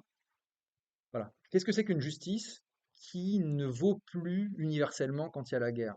Mais en même temps, c'est vrai. C'est-à-dire que les enfants, ils ont rien demandé là. Et pourtant, c'est la guerre qui a fait d'eux, non pas des esclaves là, mais des hommes, des hommes morts. Non? Ça vous semble étrange? Renoncer à la guerre, c'est parce que renoncer à son humanité. Alors, je pense que ce que dirait Junger aussi, c'est que renoncer à la guerre, c'est courir le risque d'être englouti par elle. C'est-à-dire que les Méliens ont renoncé à la guerre, mais donc ils étaient à la merci des Athéniens. C'est assez simple hein, comme idée, c'est de dire que le problème du pacifisme, c'est-à-dire de l'idée que la paix à tout prix doit être mise en œuvre ou recherchée, c'est que euh, on est à la merci des autres. Et donc il y a des passages comme ça où il dit euh, c'est pas la guerre qui décide de la valeur des idées, mais c'est quand même la guerre qui décide des idées qui l'emportent. Donc, les cultures avec les meilleures idées se doivent aussi d'avoir les plus gros bataillons. Parce que sinon, elles seront englouties par les empires d'à côté. D'accord? Si les Perses l'emportent sur les Athéniens, l'idée de liberté athénienne, c'est fini. Et c'est le roi de Perse qui l'emporte et le despotisme qui arrive en Grèce. Est-ce qu'il transpose ça au niveau individuel Mm. dans la prise de décision, par exemple, hein? Le conflit entre deux, Mm. deux idées Mhm. différentes, Mm. entre l'attractivité d'une idée et le choix qui finit par en éliminer une. Euh, Ou est-ce qu'il reste à un niveau global non, sociétal? oui. Alors, je réfléchis. Quel est le rapport de Junger à l'individualisme en général? Ouais. Alors ça, dans ce texte, il y a pas de, il parle pas de cette question individuelle. L'individualisme est plutôt présent, bon, par exemple là, avec la figure de l'anarque dans Eumesville, où, euh, où l'idée de Junger, c'est que les forces collectives, quand elles sont oppressantes, on peut soit euh, collaborer avec elles et devenir soi-même oppresseur, soit lutter contre elles, mais à ce moment-là, on va être pris dans une logique qui ne va faire que reproduire de manière inversée ce qu'on combat. Euh,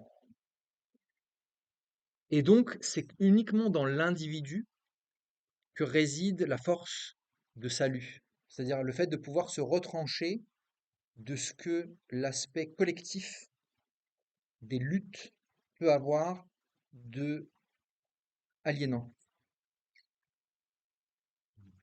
Et donc, il cite par exemple Max Stirner dans Eumesville. Max Stirner qui a écrit un livre qui s'appelle L'unique et sa propriété, qui est un des premiers textes qui développe ce concept d'anarchisme individualiste. C'est un texte que critique beaucoup Marx, justement, parce que c'est purement individualiste.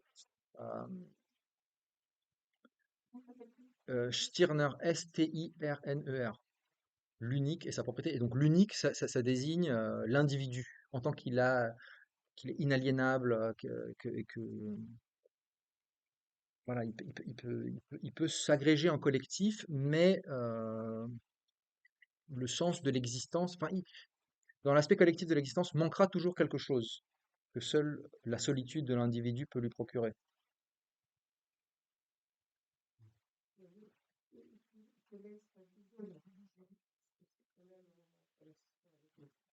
Oui, il est plutôt à distance de la religion, sans être non plus un, un critique explicite de la religion, vraiment. Il n'en parle pas vraiment. C'est un truc plutôt de l'indifférence sympathique à la religion. Euh, Dans Eumsville, le personnage principal, qui s'appelle Venator, qui est un peu un porte-parole, enfin, vous pensez fois que Junger a mis dans sa bouche ses idées, décrit son rapport à la religion, je vais retrouver le passage, mais comme simplement quelque chose à quoi il n'a jamais réussi à croire, mais pas comme quelque chose à quoi il s'opposerait forcément. Ouais, dans les falaises de marbre. Oui, oui. Alors ça dépend, oui, ce que vous entendez par religion.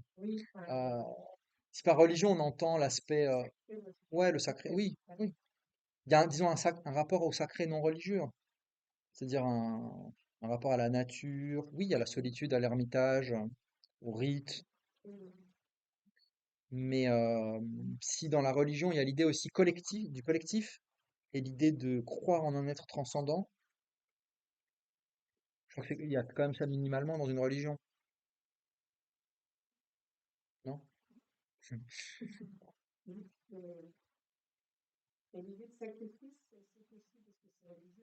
Oui, oui, c'est vrai. Oui, oui.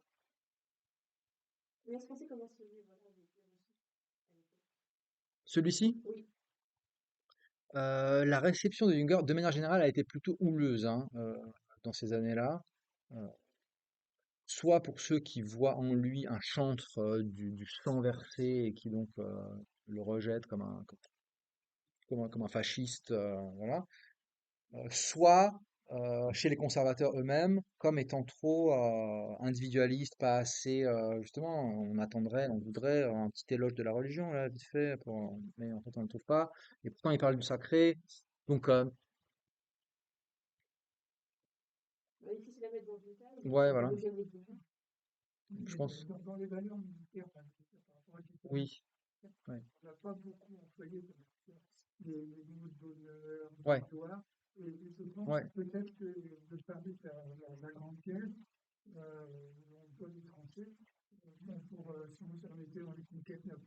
mm, oui, mm, oui.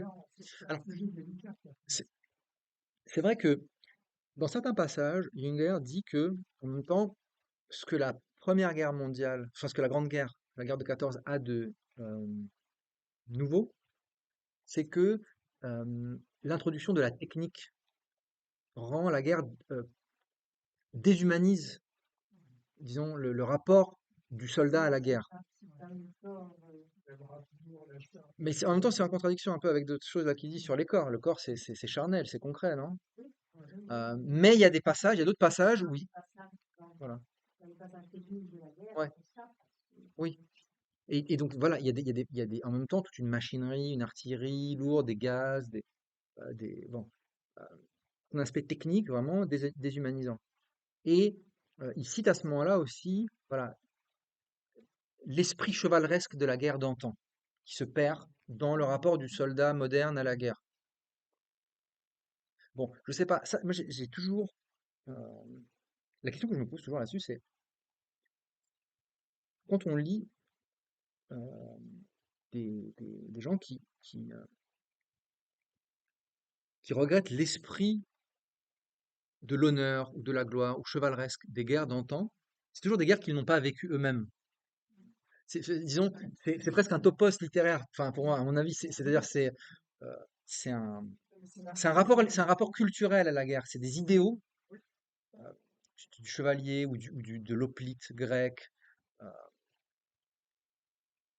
mais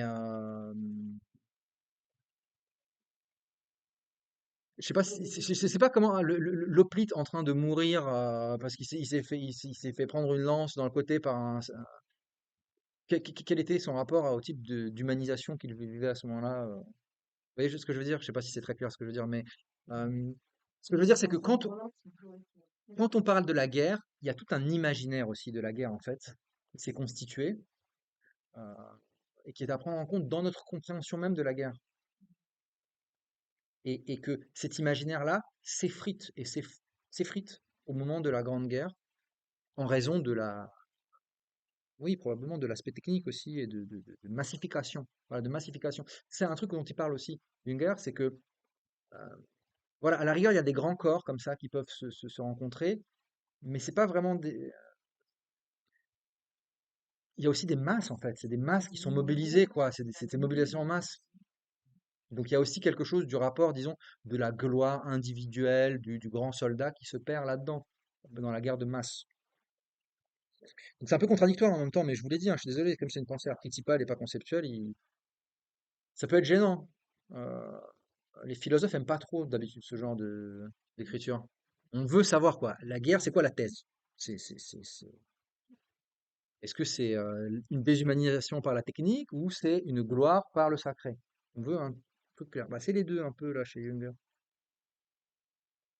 Et voilà, bon, je vous donne la citation, hein, justement.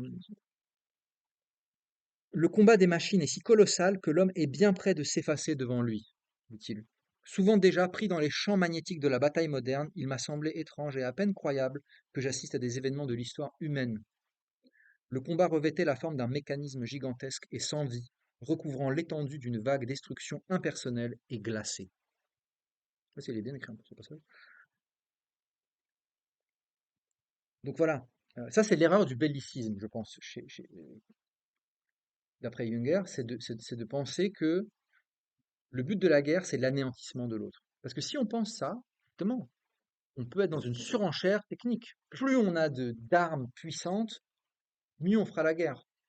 Or, non. Justement, quelque chose de l'expérience intérieure possible dans la guerre s'y perdra. Euh, et c'est ça l'erreur, c'est de croire que la fin du combat passe par l'anéantissement de l'adversaire ou l'annihilation du camp opposé. Mais le problème, c'est que justement, la guerre de 14, c'est un type de guerre qui a mis ça en avant, à mon sens. Euh, voilà. Qui rend difficile de ménager les conditions d'une paix et d'un équilibre futur. Euh, voilà. Et donc, bon, je me concentre là-dessus.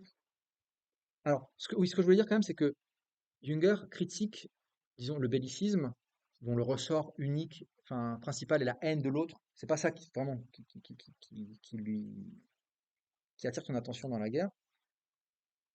Mais il critique aussi symétriquement le pacifisme, puisque le pacifisme, je l'ai un peu dit tout à l'heure, fait une erreur symétrique au bellicisme. Le bellicisme, donc, l'éloge de la guerre pour elle-même, pense que la guerre est une valeur positive parce que euh, et qu'elle passe par l'anéantissement, qu'elle est une vertu qui passe par l'anéantissement de l'autre. Mais le pacifisme, en réaction au bellicisme, nie la guerre, tout simplement, en oubliant que nier la guerre, c'est se condamner à être soumis à elle après. Voilà, ce qu'on disait tout à l'heure. Alors, Junger distingue deux pacifismes, mais je ne sais pas si c'est vraiment nécessaire. Vous voulez connaître les deux? Bon, quand même, c'est le thème de la paix, hein. Ouais, j'avoue, on arrive au pacifisme et là, on n'a plus le temps. Il distingue un pacifisme noble et un pacifisme lâche. Mais il condamne les deux, parce que les deux finalement se mettent à la merci de la guerre. Le pacifisme noble, c'est celui de l'humaniste, celui qui refuse la guerre au nom d'idéaux humanistes. Alors, celui-ci, dit Junger, se condamne à être un martyr. Mais le martyr, c'est quand même noble. Voilà. Après, il y a les pacifistes lâches, c'est celui qui refuse la guerre parce qu'il a peur de mourir. Donc ça, c'est plutôt le petit bourgeois pour lui. Voilà. Il y a deux pacifismes. Sa préférence semble aller aux pacifistes humanistes qui, au nom d'idéaux, de valeurs humaines, refusent la guerre, mais euh, qui ne pourra pas faire triompher ses idées dans un monde où ceux qui veulent la guerre bah, l'envahiront et le détruiront. Voilà. Alors, oui, Mais c'est pas l'impression qu'il a besoin parce que là, c'est oui, en général, ouais, on me dit que les ouais, gens ouais. qui fait donc, C'est vraiment d'abord une réflexion sur sa propre expérience du front et de l'expérience qu'il y a vécue. C'est pas, vous ne trouverez pas chez lui l'œuvre d'un sociologue ou d'un historien qui chercherait objectivement les causes des guerres. parce que c'est aussi important, quand même, Ouais, ouais, je suis d'accord. C'est une critique qu'on pourrait lui faire. C'est que, il y a différents types de guerres. Enfin, selon la cause de la guerre, ça n'aura pas le même sens euh, à la raison pour laquelle on se bat. Alors, il n'y a pas le bien et le mal, par exemple, ouais, dans l'action de ouais, euh, oui. Non, non, non, non, non. Oui, enfin, non, oui, c'est pas ça. Non, c'est pas le bien et le mal. C'est pas ça la question. Alors, à un moment, il fait, si je me souviens bien, une référence implicite à l'un des fragments d'Héraclite dont j'ai pas parlé. Héraclite dit à un moment, quand parle des causes de la guerre, il dit que les citoyens doivent combattre, donc le peuple doit combattre pour la loi comme pour ses murailles. Et si on inverse ça, ça veut dire, je pense que, en fait, donc quand un grec dit la loi, ça veut dire quoi? Implicitement, ça s'oppose à quoi? Oui. À, à l'hubris, au chaos, qui est où? Où il n'y a pas de loi? C'est où? C'est chez qui? les autres donnent des autres, c'est barbare. Donnent des autres pour l'opposition à la CP. Par opposition à la cité, mais c'est pas les grottes qui s'opposent à la cité, c'est l'Empire. Quel est l'Empire? Les Perses. Ok. Donc quand Héraclite dit il faut combattre pour la loi, ça veut dire il faut combattre pour une cité démocratique et pas laisser la place à un empereur. Voilà. Donc il faut combattre la loi comme pour ces murailles. Ça veut dire que c'est l'idéal au nom duquel on combat qui peut justifier éventuellement la guerre qu'on mène. En même temps, dire ça, c'est s'exposer, enfin c'est rentrer dans la théorie des guerres justes.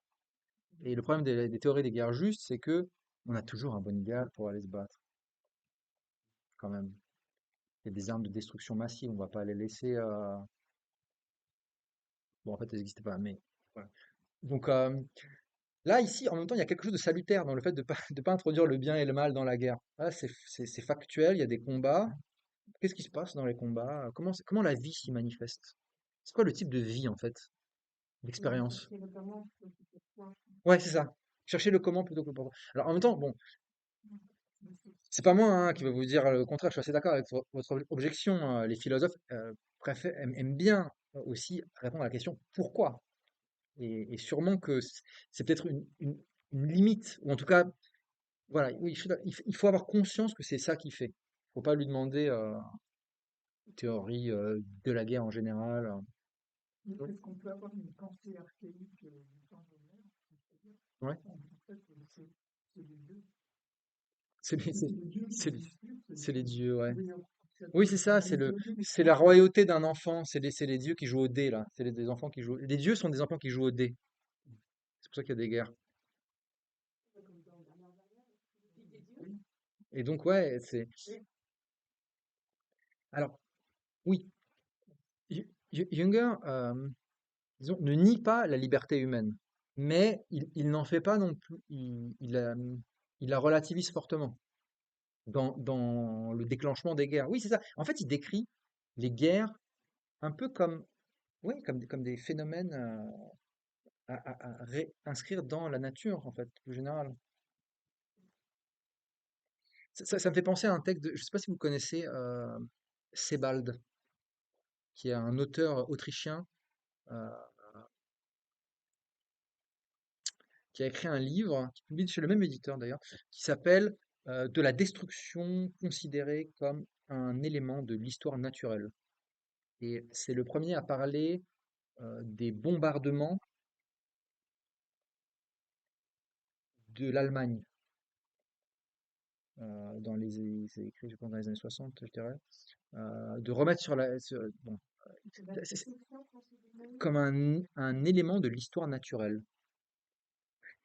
Et bon, j'y pense là à ce propos, mais c'est très intéressant. C'est, donc c'est des sortes d'essais.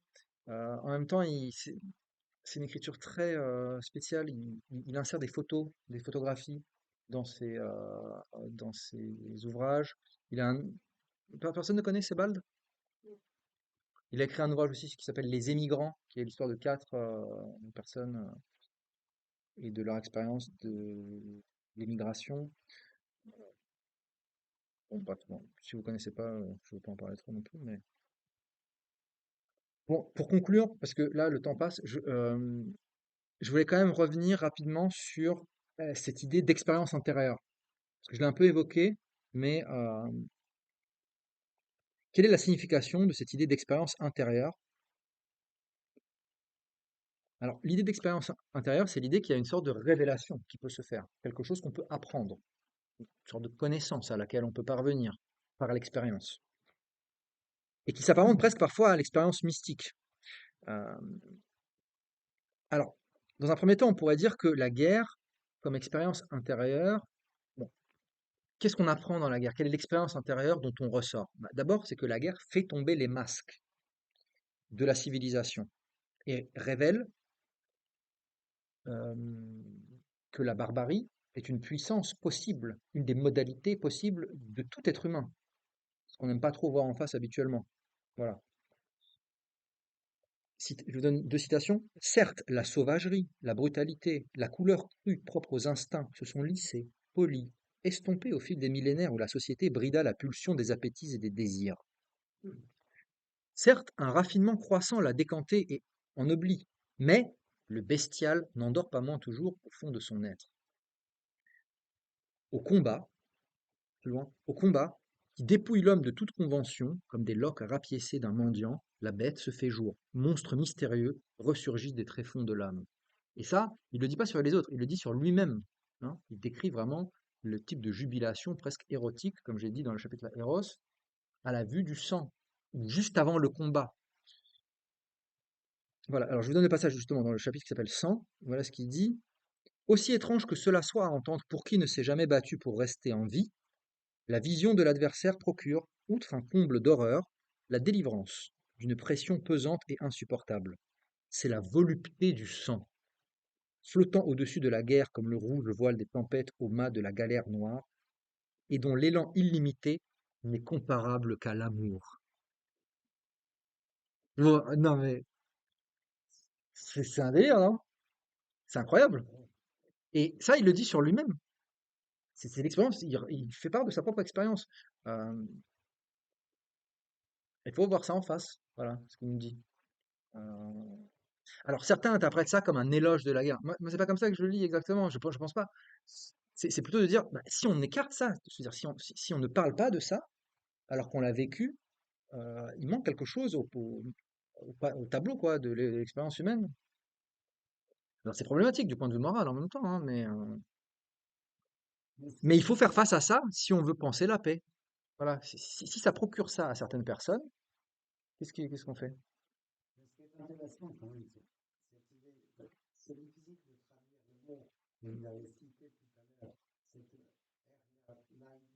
R. Leibniz, ouais. ouais, Ouais. c'est une espèce d'intuition, un Hmm, mélange hmm. d'intuition, d'éprouvé, enfin, Oui. qui conduit à traduire Ouais. le, enfin, le sentiment qu'on a de l'ennemi comme un acte d'amour, enfin, tout à dire Ouais. raccourci tout à fait ce Ouais. qu'on peut Ouais. dire, mais c'est intraduisible. Enfin, comment Ouais. est-ce qu'il parvient Ouais. à cette conception-là? Bah, c'est ça, c'est une écriture. C'est pour ça que je pense que c'est normal que ce soit pas un texte de philosophie.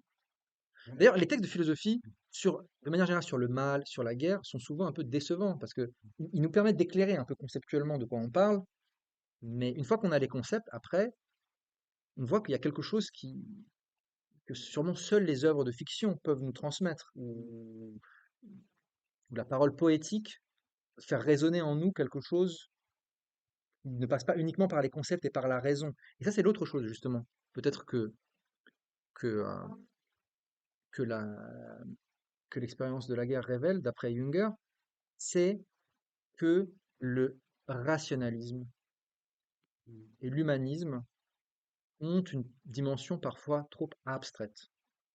Et donc, ce sont des idéaux valables, mais qui ne tiennent pas compte parfois des pulsions fondamentales que sont Eros, Thanatos, Ouais, ouais. les instincts humains, Mhm.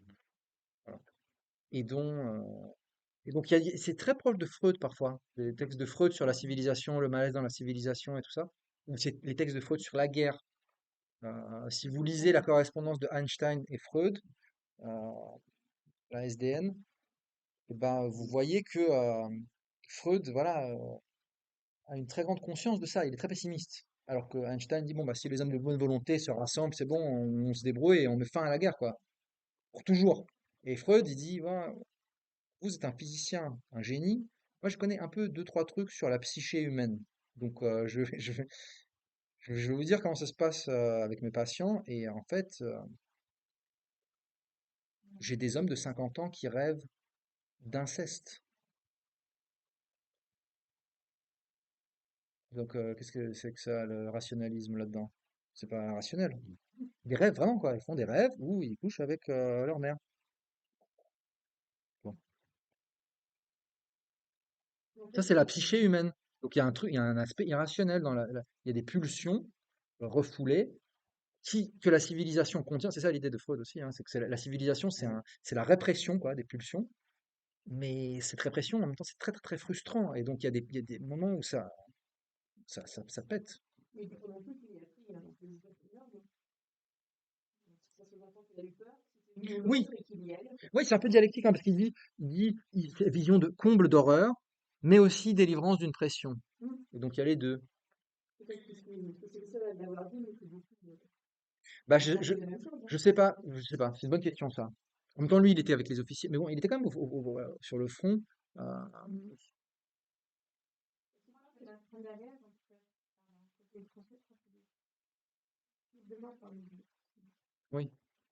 Ah oui, ok. On D'accord. parle de sa peur, parce que là, comme Ok, comme ça, ok, ok. Euh, alors, il a un chapitre qui s'appelle Angoisse, où il parle un peu de l'angoisse, de la fatigue aussi, et de l'angoisse qui résulte de la fatigue.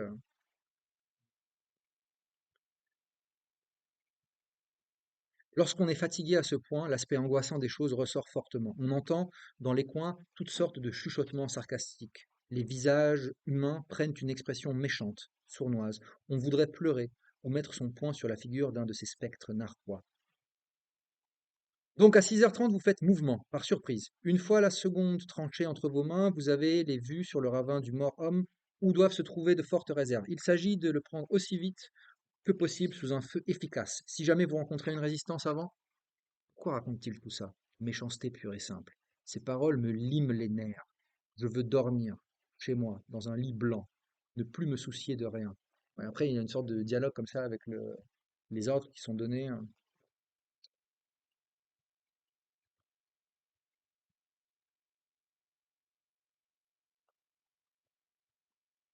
Et après, en même temps, juste après, il dit, récemment, nous avons trouvé dans une lettre d'Américains tués au feu la citation suivante. La guerre est très intéressante, encore plus intéressante que la chasse au tigre. Hunting the tiger. Ça c'est marqué, hein. Il a trouvé l'expression très exacte de ce que tout homme digne de ce nom est susceptible d'éprouver un jour ou l'autre. Ce fils d'une race jeune et hardie que nous avons mis en terre voici peu avec 20 de ses camarades. Le combat fait partie des passions de première grandeur. Et je n'ai encore vu personne que l'instant de la victoire n'ait bouleversé.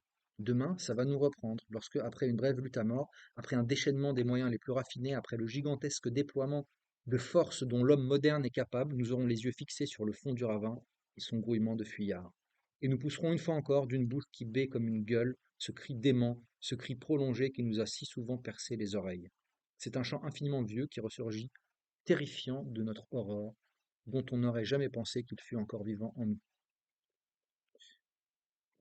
Euh, donc ça, c'est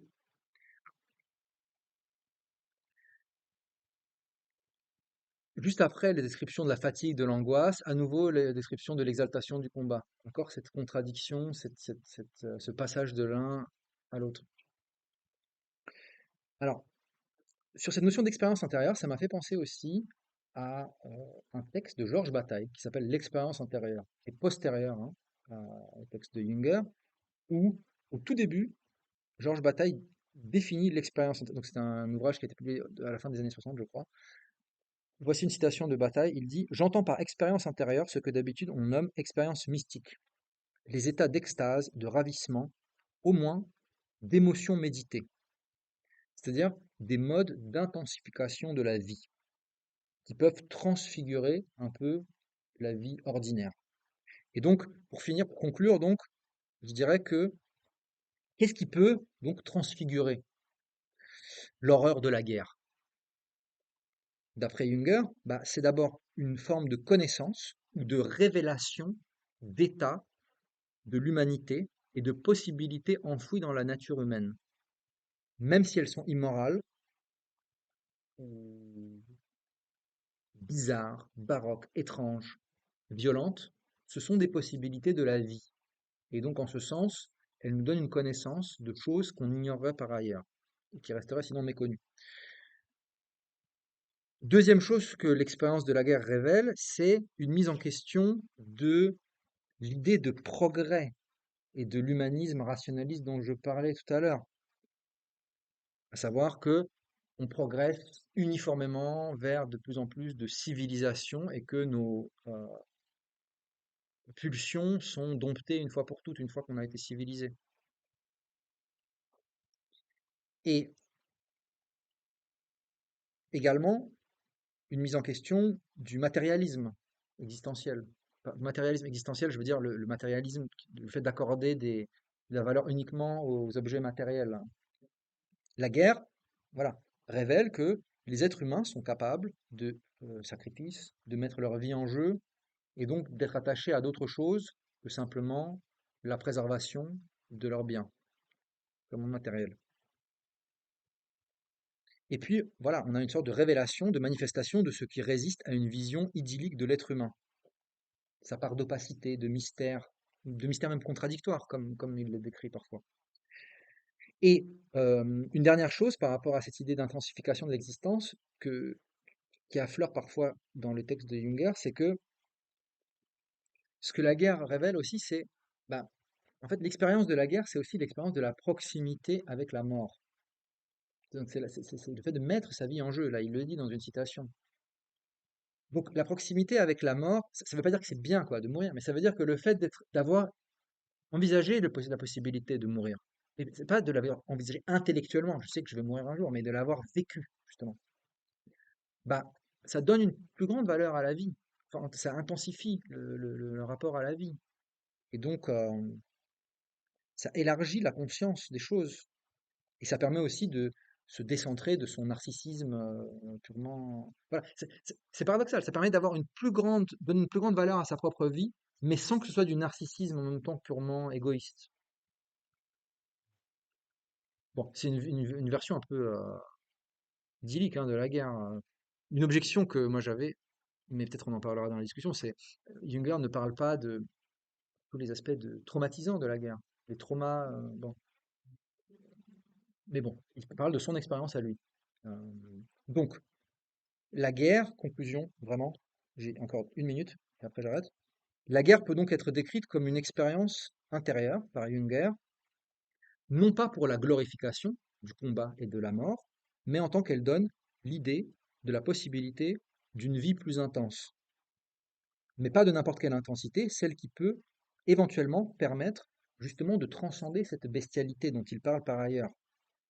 Cette bestialité qui habite les êtres humains, mais dont la réflexion, enfin, le fait de réfléchir sur cette bestialité permet aussi de la transfigurer. La réflexion sur la guerre et sur son expérience de la guerre fait partie du processus de l'expérience intérieure qui donne un sens différent, peut-être, aux horreurs du combat et qui permet donc de surmonter par ces idéaux dont on parlait tout à l'heure, peut-être la bravoure, la possibilité du sacrifice, le dévouement, le fait d'être capable de, voilà, de suivre des idéaux plus grands que son simple ego. Et donc, je donne pour finir la parole à Junger. C'est la toute fin de l'ouvrage.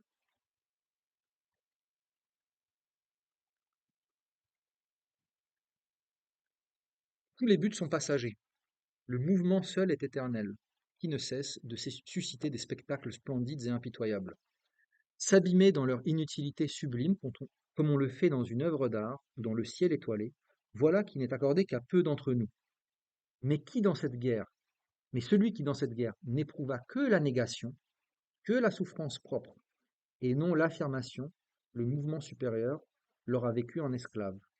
Il l'aura vécu du dehors et non de l'intérieur.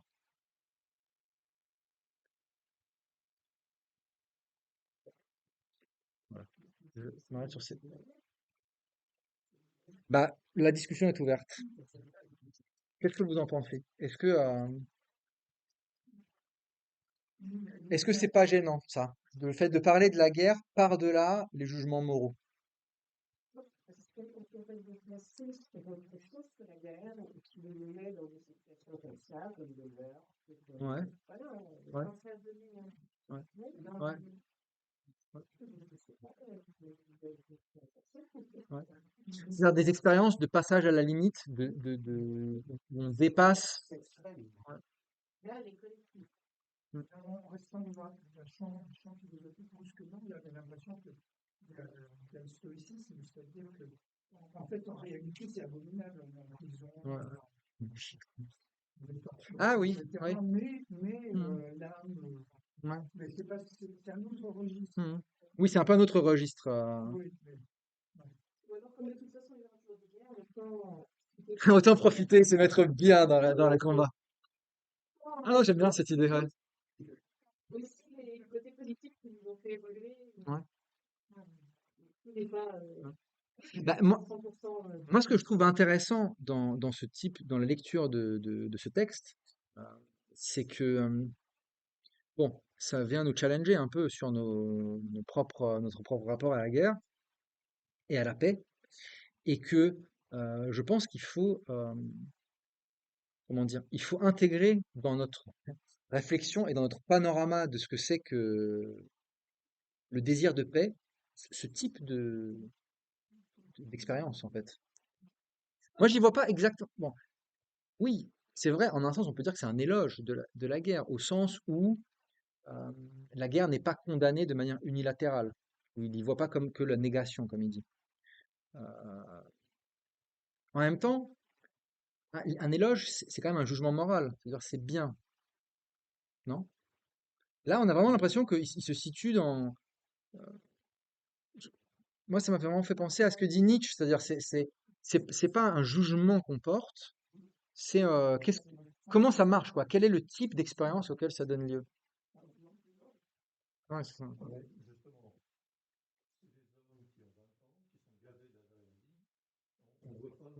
Ouais. On n'imagine pas une guerre avec des femmes.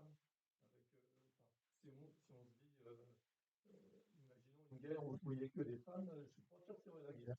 Hmm. C'est un problème d'homme, d'adrénaline,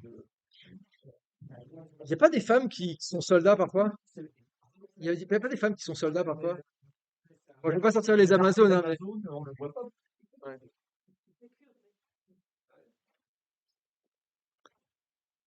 Je pense que, ouais. Je ne dis pas non plus vivement la prochaine spécialité personnellement, que même si on a eu lieu, c'était là et on a une expérience. Oui, alors c'est vrai aussi qu'il y a peut-être une expérience de jeunesse, hein, Quand en 45 il écrit son livre qui s'appelle La Paix, il est déjà plus âgé. Euh, Qu'est-ce qu'il dit de la paix, alors? ah, alors, c'est un ouvrage que j'aurais bien aimé présenter, mais en fait, il est épuisé. Donc, j'ai pas réussi ni à le trouver en bibliothèque, ni à l'acheter. Donc, je me suis dit, là, c'est trop la honte et tout, parce que ça s'appelle La Paix en plus, mais j'ai pas réussi à me le procurer. On n'a pas eu plus de succès que la guerre. Donc, je me suis dit, c'est pas grave. C'est un autre. On va étudier le texte sur la guerre, mais pour voir quels sont les obstacles comme aux conditions de la paix. Et voilà.